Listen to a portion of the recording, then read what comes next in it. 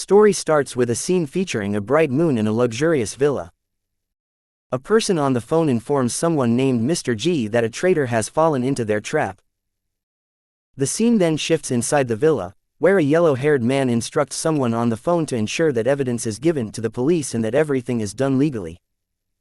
This yellow-haired man then contemplates whether betraying him was worth it for such a small gain. The protagonist reflecting on the nostalgia of a past battle and the loneliness they feel after being betrayed by a friend. They ponder the corrupting influence of self-interest on human beings.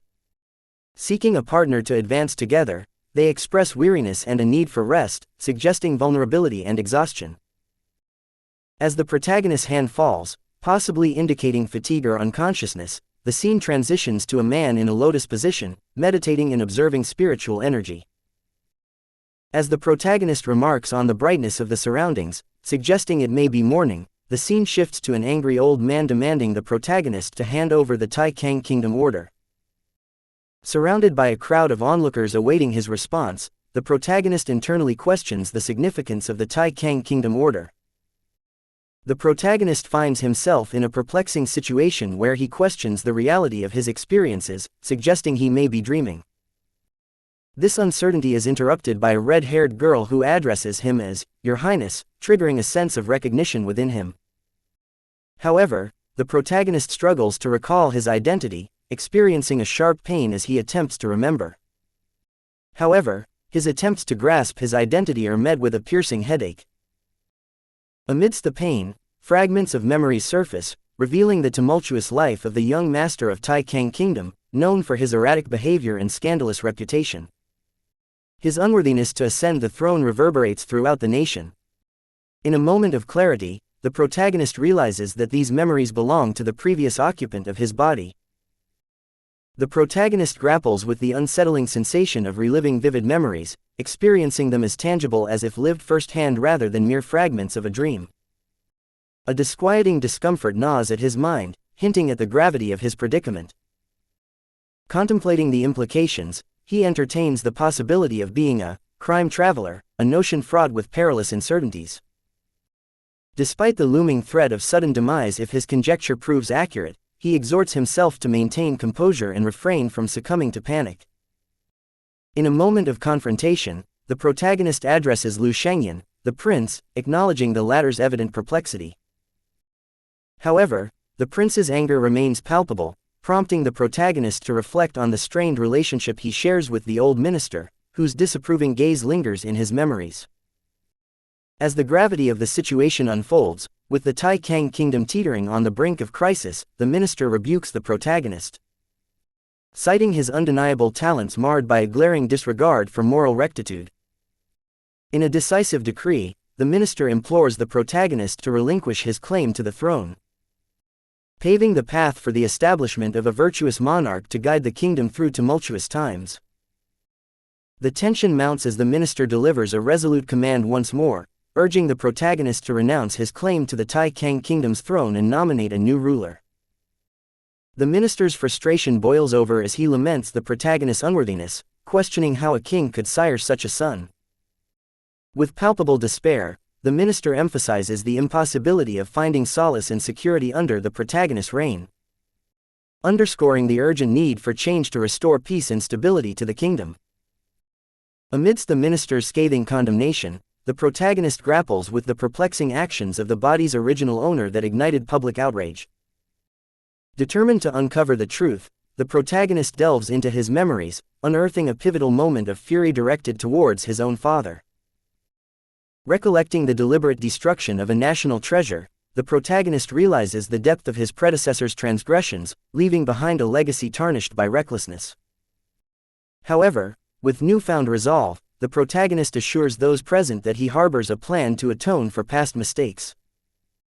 In the face of escalating tensions and the urgent need for leadership amidst Tai Kang Kingdom's aggression, the minister's voice rings with urgency. Recognizing the protagonist's limitations, the minister issues a decisive command to a subordinate, instructing them to locate and eliminate the memory of the missing Ming Lord.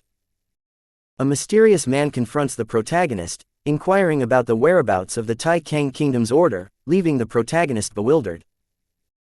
As the protagonist grapples with the man's question, he begins to lose consciousness, engulfed by a suffocating darkness. The protagonist awakens in a strange dimension, questioning his surroundings and pondering whether he is in control or trapped within his inner spiritual world.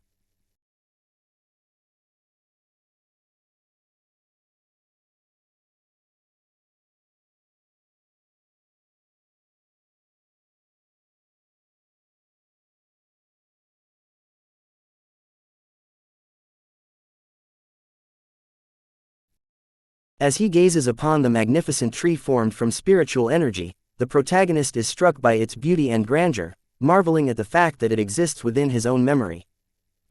Emboldened by curiosity, the protagonist takes flight through the ethereal realm, drawn to the tree's towering presence. Upon reaching the tree, the protagonist plucks a fruit.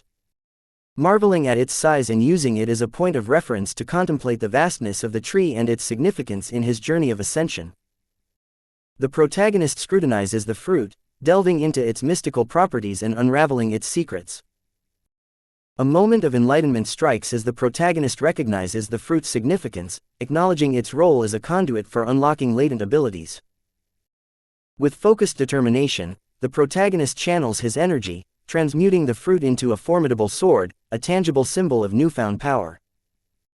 Empowered by the sword's manifestation, the protagonist asserts his authority, confident in his ability to summon the mythical beings from the tree to the present world at will. The protagonist returns to the present time, marveling at the newfound treasure by his side and its potential to astonish the kingdom's officials.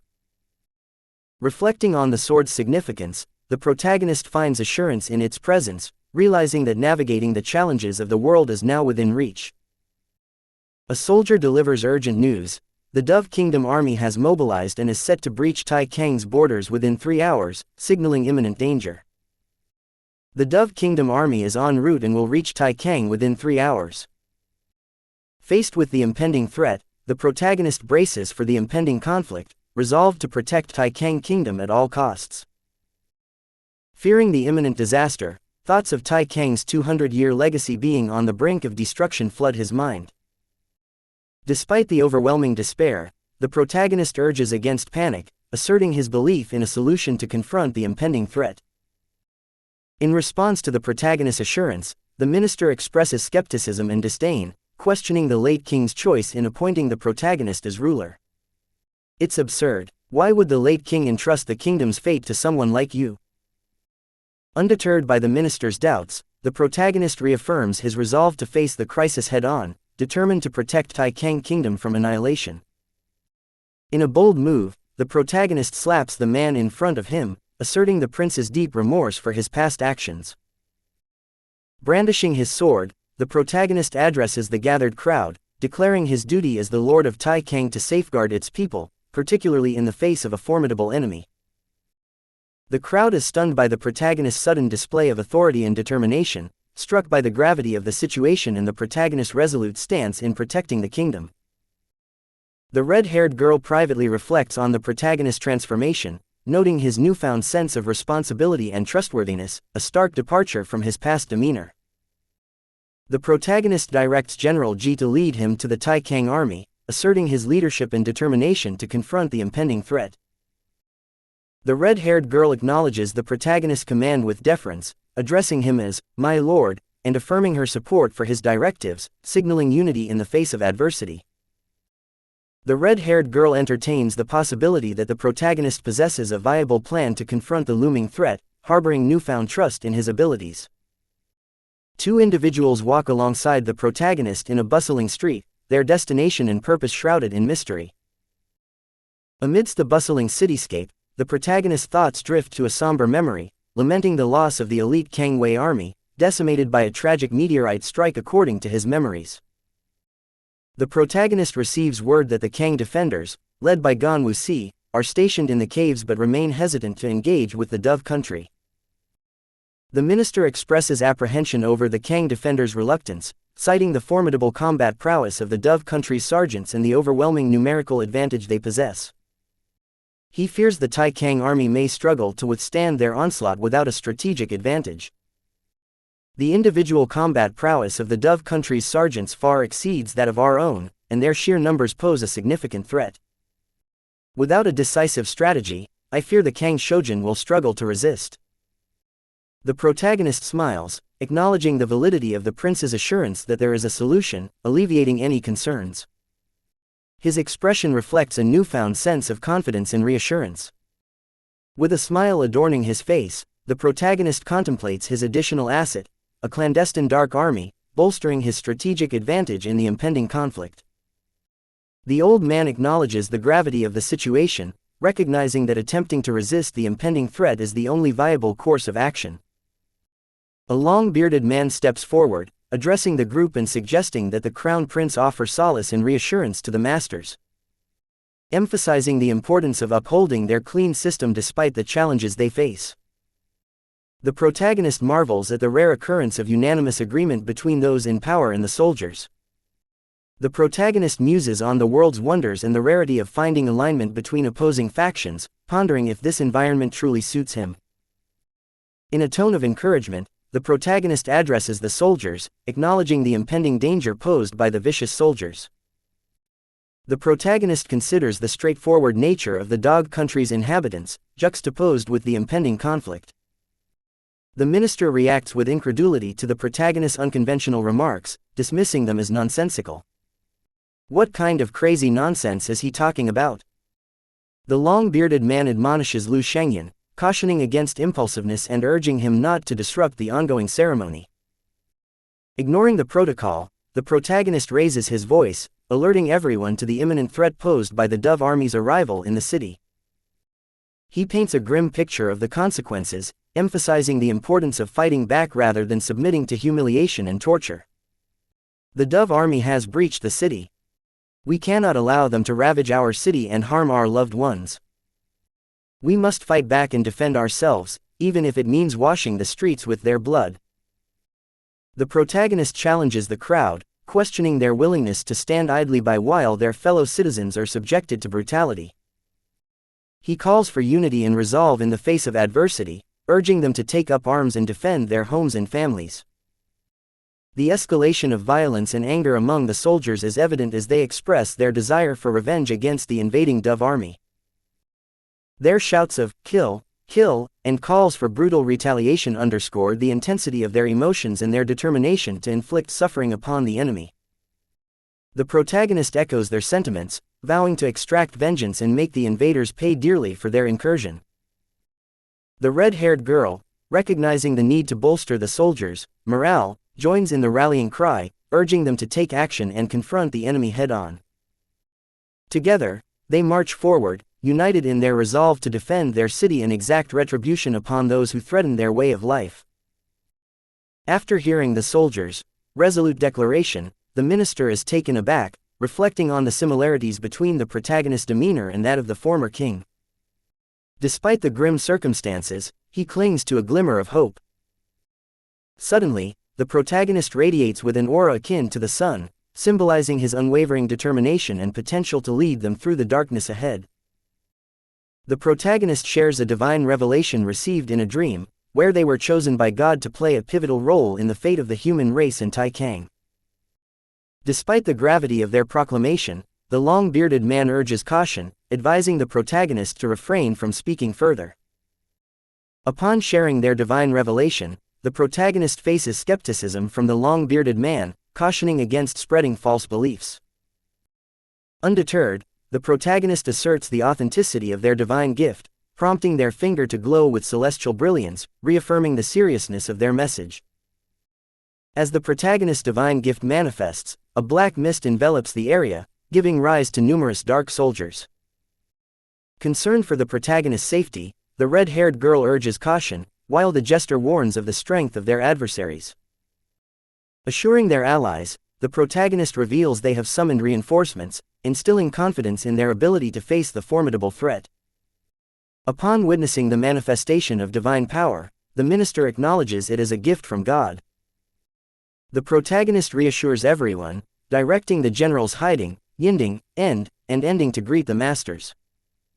Amidst the commotion, someone shouts, drawing attention to the owner of the powerful presence. In a commanding tone, the protagonist orders the sergeants to rise, prompting immediate obedience from the Dark Generals.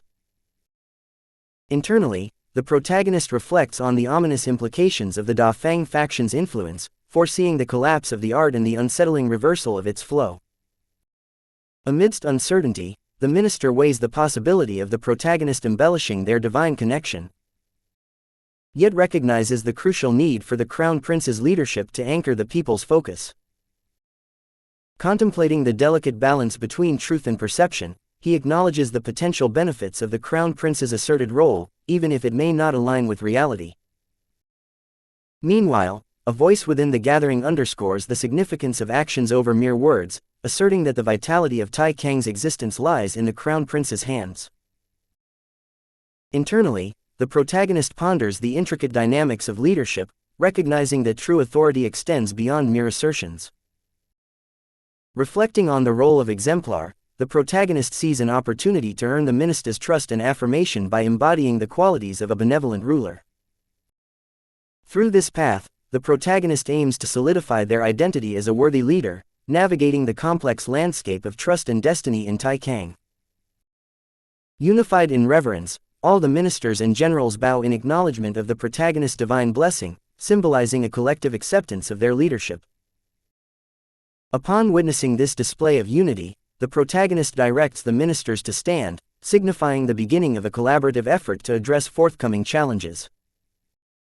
Internally, the protagonist reflects on the newfound sense of security their elevated position affords, recognizing its potential to facilitate future endeavors with greater ease. Addressing the assembly, the protagonist initiates a strategic discussion by inquiring about the current strength of their forces and seeking insights into the capabilities of General Ji's Kangshou army. This inquiry lays the groundwork for future planning and decision-making, setting the stage for the protagonist's leadership to navigate Tai Kang through the trials ahead. General Ji informs the protagonist of their location in the Zongtian realm, offering valuable context for their current strategic position. He elaborates on the formidable strength of the Kang Shoujin soldiers, most of whom possess a cultivation base at the quadruple heaven level, showcasing the army's prowess. Internally, the protagonist reflects on the cultivation hierarchy within the ordinary realm, ranging from the 1st to 9th levels, along with additional realms like supernatural power and spirit control. However, they express concern over the lack of powerful individuals in Tai Kang, highlighting a potential vulnerability in the kingdom's defense and leadership. The protagonist, observing the Dark Soldiers, seeks insight from General Ji regarding their level of strength. General Ji responds, indicating that the Yin soldiers are close to the 8th heaven level and possess comparable strength to the former Kang Guard army. In response, the protagonist questions General Ji's previous assertion about the strength of the sergeants from the Dove Kingdom, expressing concern about the odds of victory given the formidable opponents they face. This exchange highlights the protagonist's strategic mindset and their recognition of the challenges ahead. General Ji expresses confidence in his ability to counter the Dove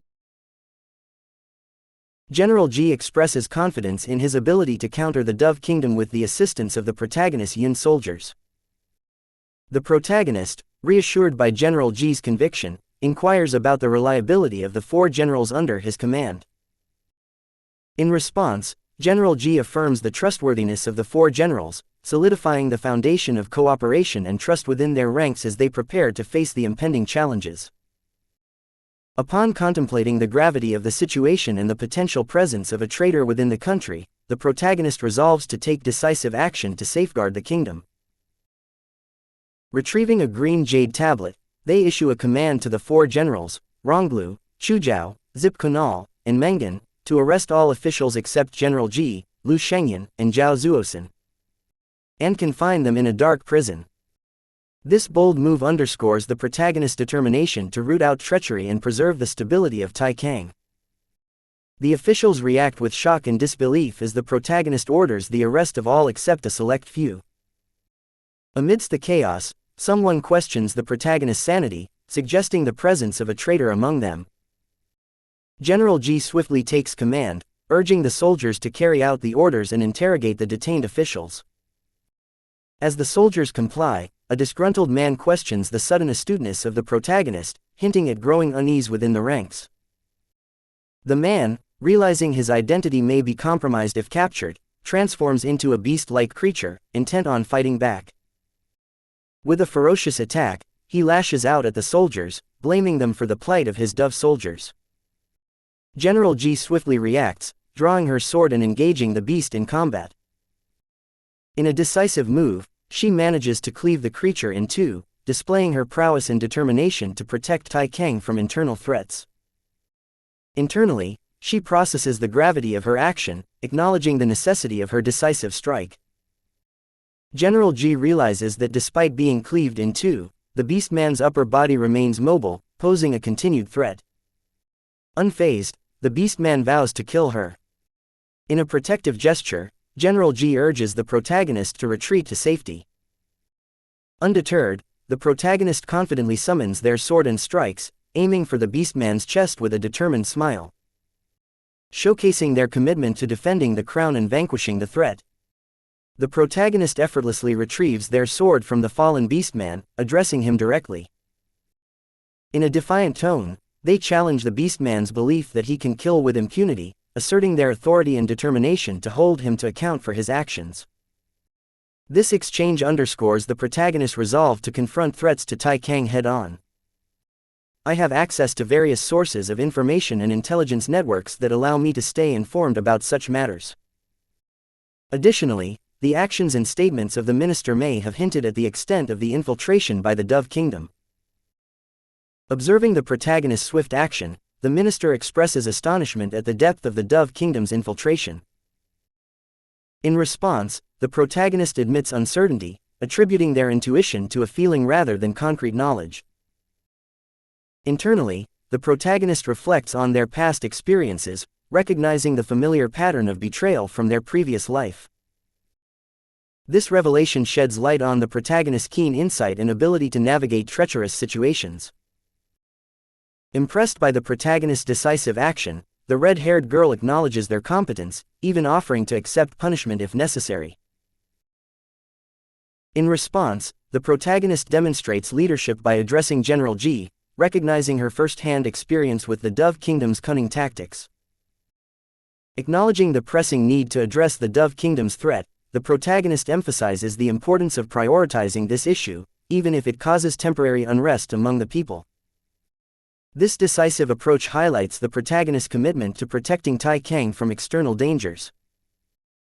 In response to the protagonist's strategic direction, the ministers commend the brilliance of their leadership, reaffirming their commitment to follow the Crown Prince's guidance. Meanwhile, a soldier delivers urgent news: the Dove Kingdom's soldiers are nearing the city, underscoring the imminent threat facing Tai Kang. Upon receiving the report of the approaching Dove Kingdom soldiers, the protagonist swiftly issues orders to mobilize the Kangwei army to defend against the enemy. With resolute determination, the soldiers affirm their readiness to follow the protagonist's lead. The scene shifts to the approaching Dove Kingdom soldiers, as one among them informs their general that the capital city of Tai Kang lies just ahead. Then we see the vicious dog general, and he say let's take a break here and wait entire army to arrive. As the Dove Kingdom army rests, a soldier delivers crucial news to their general: the 5,000-strong hunting force has arrived. Upon hearing this, the general issues a decisive order. The dog general assesses the situation, acknowledging the absence of the Kangwei army and their leader, Ji Shang. Undeterred, he expresses confidence in the capabilities of the 1,000 vicious dog force, emphasizing the importance of striking the Tai Kang kingdom where it is most vulnerable to achieve victory. A dog soldier suggests sending out scouts for further investigation, despite the dog general's confidence in their hidden army's reconnaissance. In response, the dog general questions the need for additional investigation, doubting Tai Kang's ability to conjure an army out of thin air. This exchange reveals the tension between caution and overconfidence within the Dove Kingdom's ranks as they prepare for battle. The dog general commands the dog army to follow his orders and mercilessly attack the enemy, instilling fear and destruction. As the dog army approaches the human city, their imposing presence casts a shadow of impending danger. Meanwhile, the protagonist observes the immense momentum of the approaching enemy forces. reflecting on the desperation felt by Lu Yu and others in the face of such overwhelming power. The protagonist gains insight into the formidable strength of the Dove Kingdom and the direness of the situation. General Ji seeks guidance from the protagonist, inquiring about deploying the Yin soldiers. However, the protagonist opts to withhold their deployment, deeming them more effective as a surprise element in the early stages of the conflict. Instead, they decide to rely on the 8,000 Kang defenders for the initial defense. Acknowledging the importance of protecting the protagonist's safety, General Ji asserts her readiness to assume frontline responsibilities, highlighting her commitment to safeguarding the Crown Prince.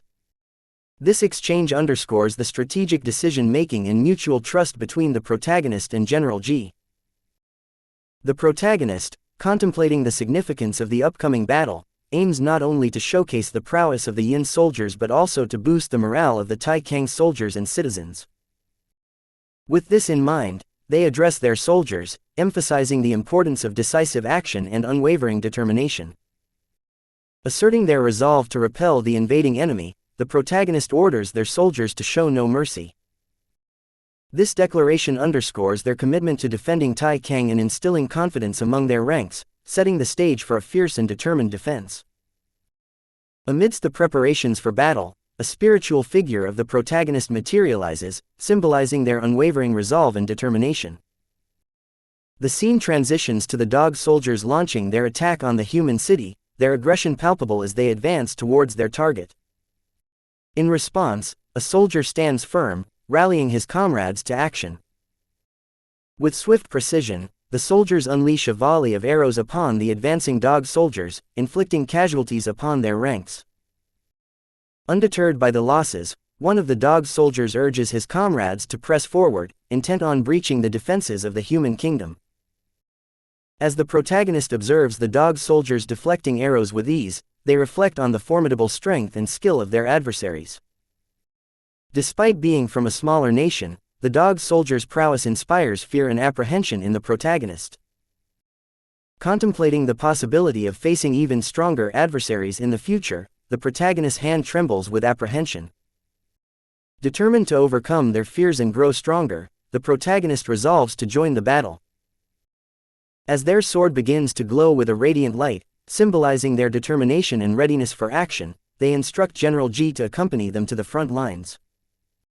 General Ji, acknowledging the protagonist's decision and leadership, readily agrees to follow their lead towards the front lines, ready to confront the enemy. As they move forward, the protagonist ponders the potential of the 9 heavenly powers, recognizing the need to harness and develop their abilities further after the battle. Meanwhile, General Ji alerts the protagonist to the imminent arrival of the enemy forces. Undeterred, the protagonist leads the charge towards the front lines, urging General Ji to follow.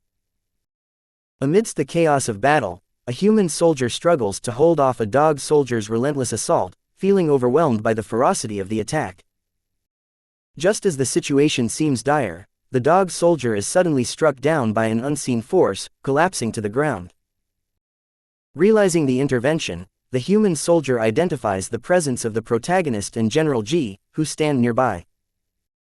The protagonist swiftly commands a retreat and orders treatment for the wounded soldier, prioritizing their well-being amidst the chaos of battle. As smoke billows ahead, obscuring their view, General Ji draws the protagonist's attention to a looming figure in the distance.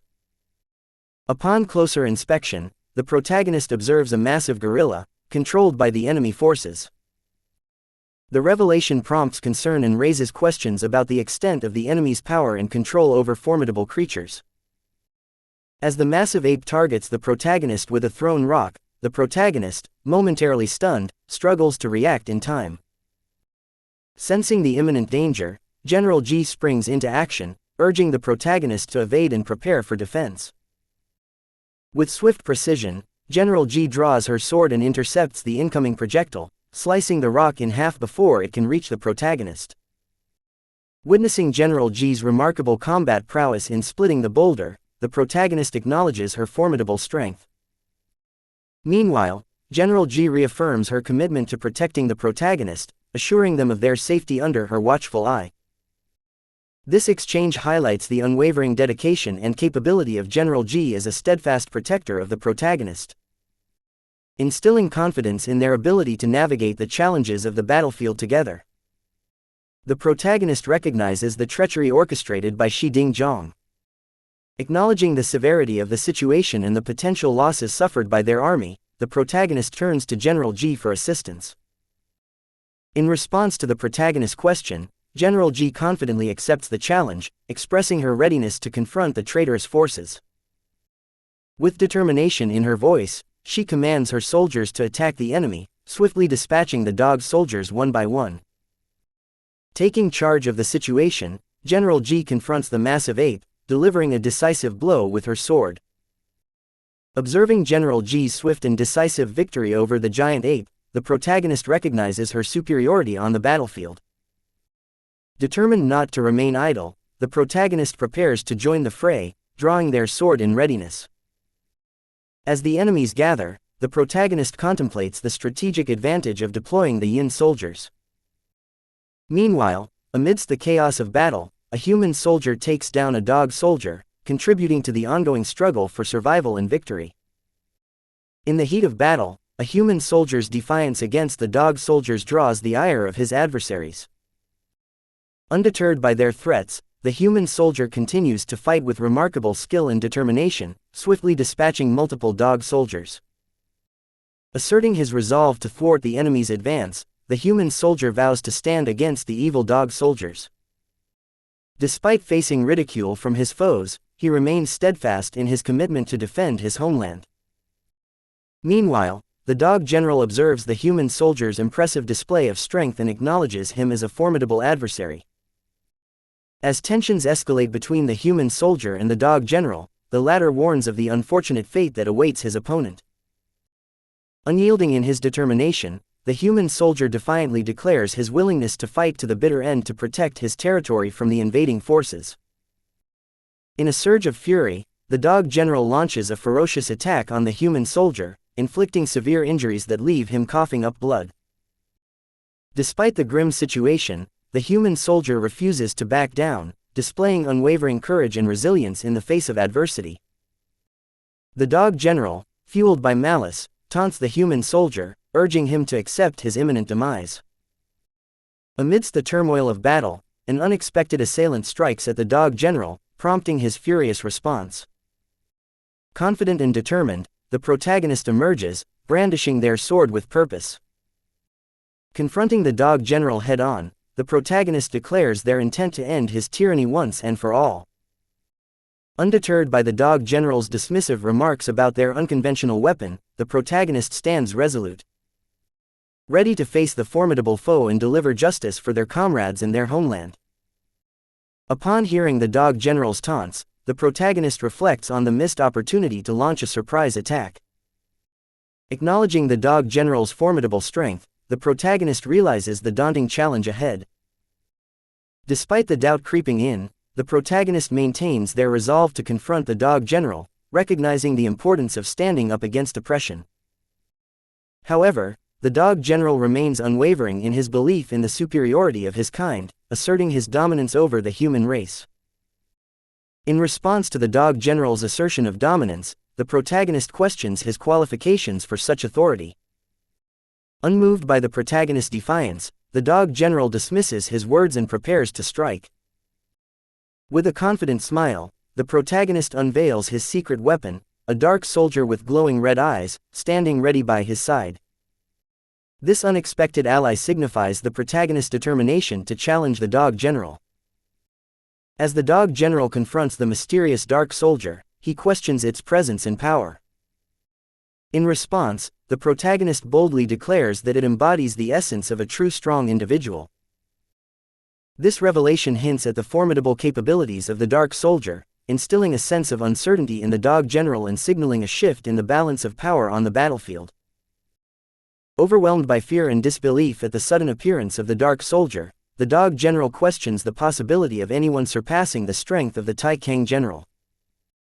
Without hesitation, the dark soldier launches a fierce attack, swiftly overpowering the dog general and leaving him defeated on the ground. In his moment of defeat, the dog general struggles to accept the reality of his downfall, defiantly expressing his disbelief and refusal to be defeated so easily. With the dog general defeated and his army faltering, the protagonist asserts his dominance over the enemy forces, declaring their weakness in the face of his power. In a decisive move, he commands the Dark Soldiers, Black Din, Yin Din, and Dark Din, to lead the Yin soldiers into a full-scale attack against the enemy. The Dark Soldiers execute their orders mercilessly, swiftly eliminating the dog army without hesitation. Witnessing the overwhelming strength of the Yin soldiers, the human soldiers are emboldened to join the fray, determined to crush the remaining enemy forces and secure victory for their homeland. Then we see the ape monster in front of General Ji, who not died yet. With unwavering resolve, she launches another attack, relentlessly striking at the beast until it lies in pieces before her. Undeterred by the ferocious adversary, General Ji rallies her soldiers, urging them to charge forward with her into battle. Inspired by her courage and leadership, the soldiers follow suit, prepared to confront any remaining threats and emerge victorious in the face of adversity. Together, they advance, united in their determination to defend their homeland. As the tide of battle turns decisively in favor of the protagonist and his forces, the remaining dog soldiers, overcome with fear and desperation, flee from the battlefield, lamenting the defeat of their general and their imminent demise. Meanwhile, the protagonist receives a report confirming the complete defeat of the Dove Dog army. The scene shifts to a couple, where the boy inquires about the status of strengthening the seal. The girl assures him that it has been reinforced, but he insists on inspecting it himself. The boy activates his third eye, revealing a hidden realm filled with spiritual energy. In front of them, a creature lurks, held by the strengthened seal. Utilizing his third eye, the boy identifies the creature as Fang Su, addressing it with a tone of admonishment for its audacity. The creature appears dormant, seemingly unaware of their presence as it sleeps. Acknowledging the effectiveness of the reinforced seal, the boy suggests moving on to the next location. His mention of "it's happening again" hints at a recurring pattern of supernatural occurrences. The boy produces 2 small fruits and summons forth a snake from a portal, offering the fruit to the creature. The snake emerges and partakes of the fruit, expressing a sentiment of routine and insignificance in the face of greater power dynamics. Undeterred, the boy acknowledges the creature's perspective and suggests engaging in a playful interaction. 2 meteorites plummet from the sky into a city, prompting the snake to comment on the boy's hasty actions, recognizing his handiwork. The boy acknowledges his role in the event, asserting his superiority in causing destruction. Reminiscing about a past incident involving the destruction of a military camp in the Tai Kingdom by meteorites, the boy boasts of his previous achievements in causing chaos and loss of life. This reference to the Tai Kingdom meteorite incident underscores the destructive capabilities wielded by the boy and hints at the repercussions of his actions on a larger scale. The main character presides over a celebratory banquet in his throne room before retreating to his spiritual world.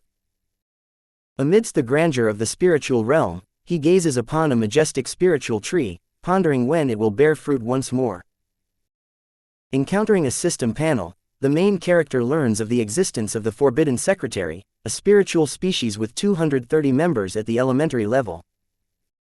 Recognizing the significance of the Forbidden Secretary and the Divine Tree Spirit Seed, he contemplates entering the first level of this forbidden realm. As the system presents him with the option to enter the first level of the Forbidden Secret Tree. Entering the first level of the Forbidden Secretary, the main character is greeted by an array of glowing dots of light. Curious, he questions the nature of these lights. To his surprise, one of the lights materializes into a girl with multiple legs, revealed as a powerful spider monster. The system panel provides details about the creature, emphasizing its importance as a required member of the Secretary with a significant point value. Known for its proficiency in poison and charm, the spider monster exudes a formidable presence. Recognizing the creature from afar, the main character ponders its past and its potential significance in the Forbidden Realm. Contemplating the potential benefits of exchanging the powerful spider monster for growth from the Forbidden Secret Tree, the main character seeks clarity from the system panel. The panel reveals the exchange terms: 600 secret tree spirit seeds for the acquisition of the powerful creature, standing within the esteemed 5,000 heavenly holy armor. This armor belongs to the Tiansheng Yue military camp. Upon realizing the steep price of acquiring spiritual seeds, the main character seeks alternative methods through the system panel. The system suggests obtaining spiritual seeds by wreaking havoc on civilizations, either through the destruction of kingdoms or by acquiring the emotions of those under pressure. Contemplating the implications of such actions, the main character questions the purpose of the sacred tree. The protagonist, hesitant to resort to destructive means for spiritual seeds, opts for a more affordable option presented by the system panel. Then the system panel showed: spiritual energy, cultivation redeem required, is spiritual seeds, 180 points, gathering for spiritual energy to speed up cultivation. As the protagonist contemplates their next move among the options of a spirit gathering room, divine grade bright light armor, and a spirit gourd, they carefully weigh their choices, hinting at a deeper understanding of duty and personal ambition. With a sense of determination, they raise their hand and decide to exchange for the spirit gathering runes and spirit gathering grounds, signaling their commitment to enhancing their abilities for the greater good. After realizing his treasure is missing, our main character expresses concern and decides to investigate. Upon approaching the spiritual tree, he notices new fruits blooming, realizing they are his own fruits. Floating in the air, he effortlessly retrieves them, marveling at their convenience and lack of growth time. With determination, our main character resolves to unravel all mysteries in due time. In the midst of a celebration banquet, the protagonist reflects on their ambitions for Tai Kang Kingdom's future dominance. As they contemplate their next steps, the mood shifts as others express admiration for their power and dedication, while some suggest extreme consequences for anyone who might jeopardize Tai Kang's safety. After tasting the food, the protagonist finds it surprisingly delicious but struggles to adjust to the new culinary experience. They reminisce about the quality of food from their previous life and ponder how to adapt to their current circumstances. The main character contemplates the spiritual rise seeds he encountered in the first level of the Forbidden Secret Tree, resolving to redeem them promptly. Later, amidst the accolades of the old minister and the people, the protagonist is praised for safeguarding Tai Kang. The crowd pays homage to the crown prince, and his likeness is immortalized in a statue. The old minister reflects on the passing of the late leader, Bang Zhou, and suggests that Tai Kang needs a new king to succeed him. When asked for his opinion, the protagonist nominates Lord Kangfang for the leadership role. The old minister defers the decision to the crown prince, as the order of the country now falls under his authority in light of the late leader's departure. The protagonist addresses Uncle Qing, asking if he heard the discussion. Uncle Qing, the old minister, reminds the protagonist that as the sole heir of the late king, they would typically succeed him. However, given the current concerns surrounding internal and external affairs in Tai Kang, the decision requires careful consideration. Following Uncle Qing's remarks, Amen stands up and acknowledges Sha Qing's observation, stating that it's challenging to grasp the complexities of governing a country. He emphasizes that Tai Kang is currently facing its most challenging period and urges extreme caution in decision-making. Upon hearing this, the main character reflects on his initial suspicions about his third uncle and Shangbo, realizing that their concerns were genuinely rooted in the well-being of Tai Kang's future, rather than any ulterior motives to seize the throne. Our main character inquires about potential successors to the country leader position from their uncle. The uncle mentions that efforts have been made to locate the seventh uncle since the king's passing. The old minister suggests Lord Jisoo is a suitable candidate due to his respect and power, despite his absence for over 5 years, which could pose challenges in finding him promptly. Amidst discussions on Tai Kang's future leadership, the old minister seeks the crown prince's opinion on succession. Our main character, contemplating the gravity of the situation, engages in the dialogue, expressing concern over the kingdom's stability. In the exchange, considerations for potential candidates, including Lord Jisoo, arise. As the discussion evolves, a suggestion emerges to nominate the crown prince himself, prompting internal reflection on the urgency of a decision to prevent calamity for Tai Kang. Amidst the deliberations, the protagonist contemplates their own capabilities and responsibilities. With a resolve to shoulder the burden, they showcase their spiritual energy. Suddenly, the late king's spiritual body appears, adding a solemn dimension to the unfolding events. We conclude this momentous recap here. Thank you for making this journey with Manhwa population. With your help, we will not only reach 1,000 subscribers, we will surpass it, setting our sights on even loftier goals. So let us stand together, united in purpose and resolve, as we embark on this exhilarating journey towards success. Thank you for your unwavering support.